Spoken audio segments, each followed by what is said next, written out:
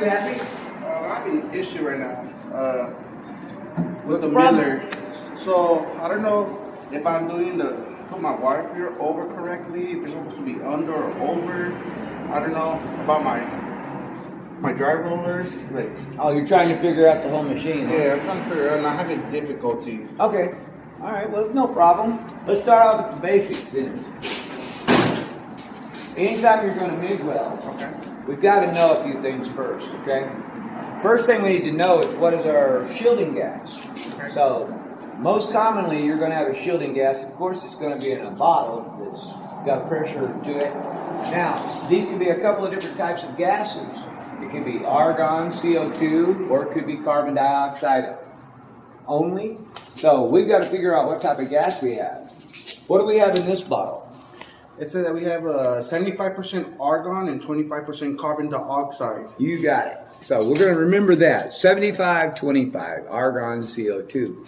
Now, you may notice that here on the bottle we have an odd-looking apparatus. This is called a flow meter. A flow meter. Flow meter, yeah. And the flow meters come in different, for different gases. Some are multiple flow meters. So this one here happens to be a multiple. It's got a setup for helium. It's got a scale for carbon dioxide and argon CO2 mix. Okay. Now that's where we're going to be reading. So make sure you always read the right scale. It could be the wrong weight of gas. So where would I set up my scale with 75 argon and 25 carbon dioxide? Well, we're going to talk about the level to set it in Okay. just a minute. I'll show you how to figure that out. And then I'll show you how to determine where to put it right here. Okay. So in just a minute, we'll follow and get into that. First, let me show you what's underneath the hood here.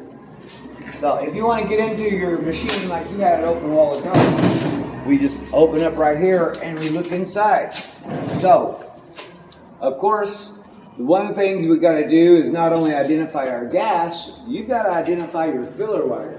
How would I find out what's my filler wire? But usually there's going to be a label somewhere on the roll. Now this one here, I don't see a label visible, but if I was to squeeze that right there and take those off and turn this roll over, then I can easily see, hey, it's marked on this side. That helps. This is 0.35 or 35 thousandths of an inch. 0.35, 33 pound spool. Now, if you were to run out of wire, all you would do is simply remove this old roll, put on a brand new one, evacuate all the wire out of your whip, and then put your new roll back on and reinstall your wire. Now, the one thing you want to make sure of, Happy, is when you put your wire on, that you do it correctly. If you notice, this feeder is on an incline coming this way. That tells us that the pathway of least resistance is going to be for the wire to come off the top. Okay. So when we set this up, if you're on an incline, make your wire come off the top. If it's laying down flat, make sure your wire comes off the bottom. For example, if I want to put this upside down, accidentally, I forget, what will happen? Well, it's not going to flow very well at all. So if you turn it upside down, then you're going to get a kink, and the wire is going to come up at a weird angle, and it's not going to feed into your feeder smoothly. So you're going to get a drag or a pull right here at this area, and it's not going to feed easily into your mechanism. And with this semi-automatic machine, a nice smooth feed is extremely important. Now, another way to tell of what wire you're running is by your drive rollers. That's what these are right here. Drive rollers. Drive rollers, you got it. Now your drive rollers come in different styles. They've got you a label right here that describes them for you. So we've got drive roll kits here that were for steel, for stainless steel, and they're V-groove. And here's your part numbers for different diameter wires. But now, if you're running aluminum, which you can do on this machine, it'll take a special type of drive roller. Or if we're running a different type called flux core, Flux core. it's going to need a V-knurled drive roll. So, just basically remember, if you change your wire, you're going to have to do a little research and change your rollers too. The one thing or common mistake a lot of people do is they don't match the drive roller to the wire. Okay. This is 035 wire. We've already determined that. If we look on our drive roller, which I just removed off of the mechanism, it says right here on the roller, 035. And it's a V knurl, or a V groove, I'm trying to say. If we turn it over, it's not marked at all on the back. So how would I properly place it?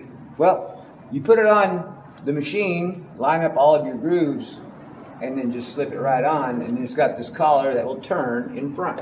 So you just slip it on. I like to slip my drive rollers on so I can see what size my wire is fairly easily. Put it on, turn the collar, then close your tensioner back up and you're ready to go. So what are these right here underneath? All right, you got to be really careful when you're touching these two terminals. These are your electrical outlet lugs right here. The red is your positive and the black is negative.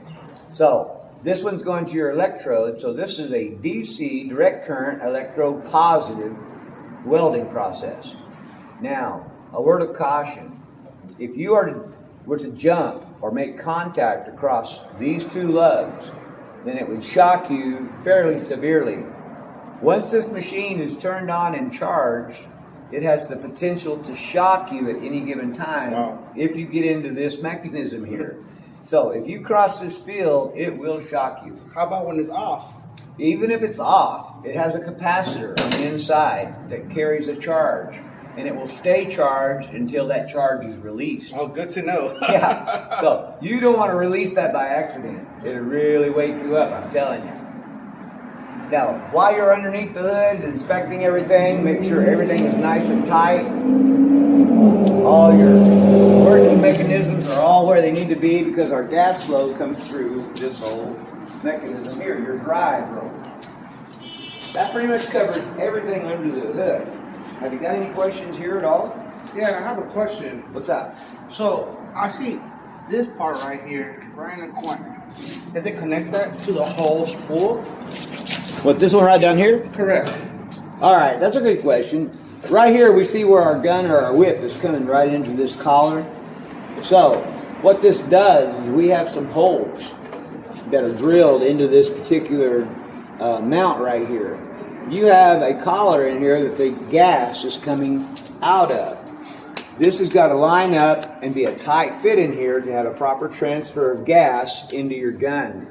If you didn't have a good tight fit right up inside this yoke or this fitting, then you could be getting a bad gas flow. So real quickly when you inspect your machinery, just make sure everything's pushed up nice and tight, everything's tightened down securely, and we're ready to go. Whenever we're inspecting our machine, do it really quickly because you could spend a lot of time uselessly doing it and your boss is not going to appreciate that. So it wouldn't take more than just a couple of minutes to figure out your gas, your wire diameter, whether or not we're ready to roll, and then we can just start work. Thank you. I was lost. I was like, where do I start? How do I turn it on? Where do I actually do turn it on? Actually, the first time I worked with this machine, never. Well, where would I find out my thickness of my material? all of your setups, All my setups, where to set up my wire, my voltage. good How question. does it work? All the way around. All right, here we go. To answer that question, we've always got to pick out the right recipe, if you want to call it that, for what we're doing. What I mean by that is we've taken the time to find out what gas we were working with, what size wire we're working with, what type of wire we're working with. All of that matters because when we get ready to weld, we've got to use all of that information to learn how to set up our machine. So just like right here, Miller has given us a nice handy-dandy little chart to follow. And this is a reference guide, give us a good starting point to where we want to weld at. So, if you look on here, we could weld steel, we could weld stainless steel, aluminum, you could weld flux core, all of the above. So, this machine, we've got to make sure you know what it's set up for. But right now, we're set up for solid wire. So, we're working on steel with solid wire. We see right here, I've got shielding gas. 75-25 argon CO2. 25 cubic feet per hour produces less spatter and better overall appearance. So, to set at 25 cubic feet per hour, that's done up there on our flow meter. To do that real quickly, we will turn our power of our machine on. We're going to come over here. We've opened our bottle already. We're going to pull our trigger, and then we're going to read to the top of the ball and set it accordingly. And what was our measurement we were going to? 25 CFH. 25 cubic feet per hour. So right there. And as you can see, it's already up there to it.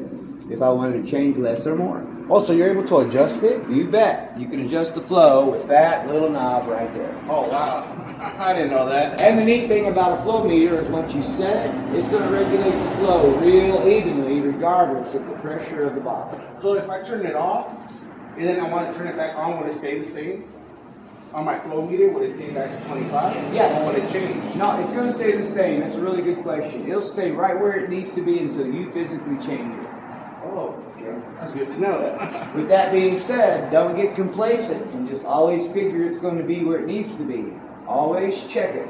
And if you see it, just takes a second or two to check where your level's at.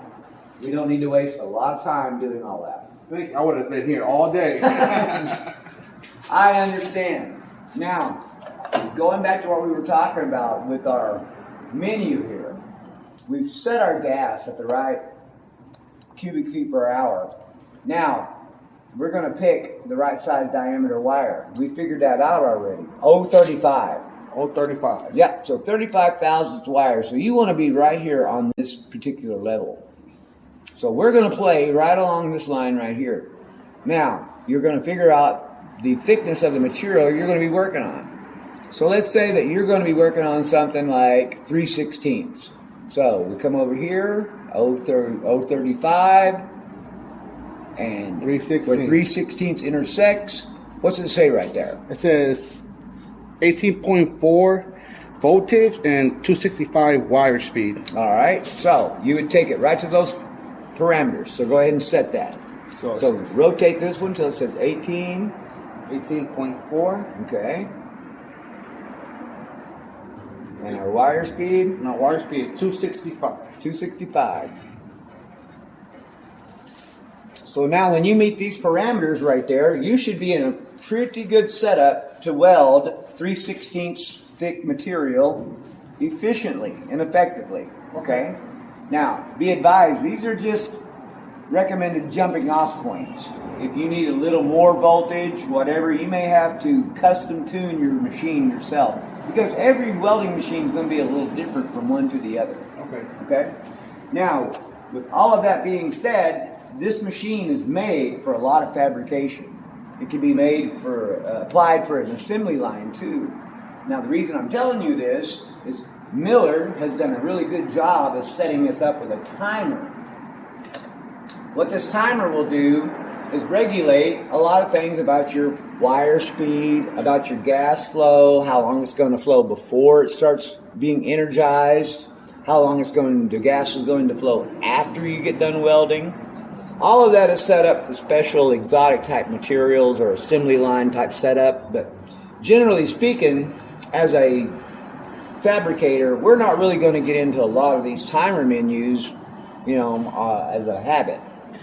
But what could happen is you could get into them accidentally, and that's what I want to show you. Okay? Now, let's say that we were getting ready to run. We're getting ready to work. You and I are sitting there talking about football or something. We're not even paying attention to what we're doing. Yeah. And I've got my trigger pulled, and I don't realize it. Or maybe it's up inside the holder too far, and the trigger is depressed. If the trigger is depressed and pulled, and you energize your machine, it goes right into a different menu altogether. It'll throw up something we don't even understand. I don't even understand it now. Yeah. Now is when people really start getting confused. So let's go to our handy dandy little timer instructions and we'll follow all of that, okay? Now, if you see here, you've got nice little abbreviations for every one of the settings. Now, if we want to reset, let's go over to where it says Reset. So now it says rotate the right knob to select on. So do that. Does it matter any type of knob? Well, it says go first off, just rotate the right knob to select on. Right knob. Oh. There you go. There's no on, is there? No, there's nothing. Keep on Nothing. going. Yeah, it just keeps on going. So on never shows up, does it? No, it does not. Yeah, the one thing they failed to tell us is you got to rotate the left knob till it says reset. Okay, so yeah, so they just left that part out. So rotate that left knob till you get RES up here on your display. There we go. Now we see off. Oh. Now rotate the right knob till it says on.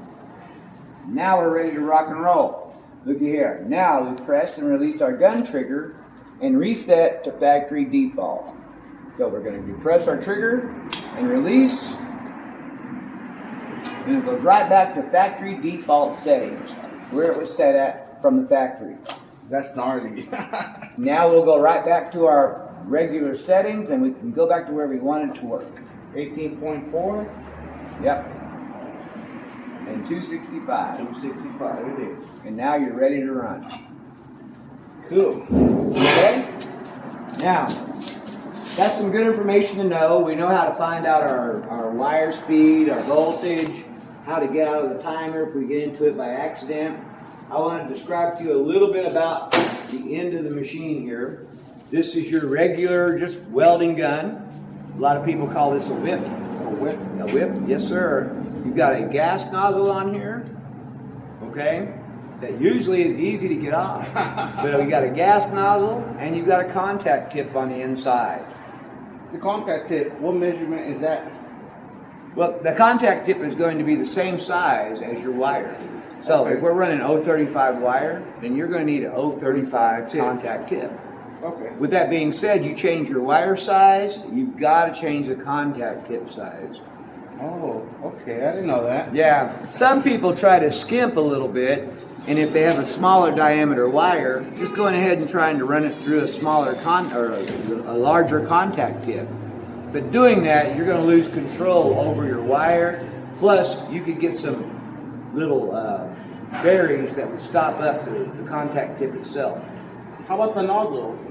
Can I use any type of nozzle, or does it have to be 035? Well, the nozzle itself is going to be different sizes and shapes determining on how you want to shield your gas. So this one here is a pretty average diameter, about 1/2 inch. So if we wanted it smaller for either getting into smaller areas or a more concentrated control of your gas, we would just change cup sizes. Okay. But be advised too, if you do make a mistake while you're running, this wire can burn back to your tip and get stuck. If that's the case, don't worry. Just disassemble the end of your gun and replace your contact tip. I have a question. How long does usually machines last? You mean the machine itself? The machine itself, like how would I know how long would it last? Is there like a minute, a cycle, a duty cycle? Oh, you mean how long will it weld? Yes, correct. Okay. Well, with that being said, you're always going to have to look at your duty cycle. So, the welding machine is rated to tell you how much it's going to be able to work if you turn that machine up full blast. So if we get everything we need to out of this machine, if we're welding something extremely heavy and we have to turn it all the way up as far as it will possibly go and give us all the voltage it can, then we're going to start getting close to maxing out the duty cycle of our machine. Your duty cycle is set on a 10-minute timetable. 10-minute timetable. Yes. So that means that in 10 minutes, if we had this thing running full out, I could run for 6 minutes, and then it's going to reach capacity and shut off. By itself? Yes, the machine will automatically shut down so we don't overload it or overwork it. Wow. But the probability of that happening and you needing to run this high for a long amount of time is very, very low. Okay. If we've got to do a lot of heavy voltage or high voltage welding, we might want to think about moving up and stepping up to a better penetrating process. This is not well known for a real heavy penetrating process. MIG welding is a thinner penetration process. Like we said earlier, it's direct current electropositive. Okay. So electropositive is notorious for having a lot of cleaning action, but not a lot of penetration action. Usually, when we use MIG, Well, you're going to use MIG if you want to do a lot of fabrication. So light gauge fabrication, assembly line work, something, 3/8 of an inch or smaller, it works really, really good. So it's a really good semi-automatic machine, a good setup, and it'll last you a good long time if you take good care of your equipment. how long do we usually do maintenance on the machine? Regular maintenance, about once a year. Once a is year. really good advice. Follow the advice in your owner's manual. You can get compressed air, blow the machine out because it does circulate air through the machine, and it will collect dust and debris on the inside just by natural movement. Would it affect the weld if it's not clean? It could. Yeah, it could cause a voltage drop if we had a lot of debris on the inside because all of this is solid state, which means it's printed circuits. All of these electrical circuits can collect dust and create a short and jump across what we call our motherboard. Oh wow, motherlord. Yeah, our motherboard. So you want to make sure that we keep everything clean, make sure your machine's blowed out about once a year. And with that being said, if you're ever having trouble running, clean, clean, clean. That's our motto. I like that. All right. So, any questions at all about running this, or have we covered it fairly well? We covered it very well. Thank you very much, Roger. I actually was lost. I was clueless. I was like, project for a little bit. Hopefully nobody will notice. But thank you, Roger, for noticing that you saw somebody in trouble and you're there to help me out. No problem. All right, any more questions? Let me know. You guys at home, be sure and like and subscribe. And remember, if you ain't burning, you ain't learning. Oh yeah, sound like a plan.